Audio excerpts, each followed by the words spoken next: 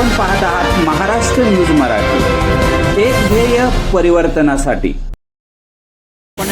रात्री 2 ते 2:30च्या दरम्यान एक नवीन वॉटर बॉडी फॉरेस्ट हद्दीत तयार झाल्यामुळं मोठ्या प्रमाणावर लँडस्लाईड झाली आणि पावसाच्या पाण्याने एक साधारण 15 मीटर लांबीचा रस्ता हा साधारण कट झालेला आहे।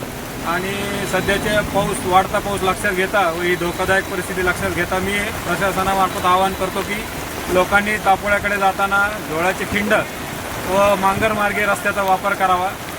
सद्यस्थितीत प्रशासनामार्फत तात्पुरती दुरुस्ती चालू आहे, परंतु पावसाचा वाढता वेग लक्षात घेता थोडा कायमस्वरूपी दुरुस्ती करण्यासाठी थोडा अवधी लागणार आहे। त्यामुळे नागरिकांनी होणारे लँडस्लाईड लक्षात घेता झोळाची खिंड मांगर मार्गे रस्त्याचा वापर करावा।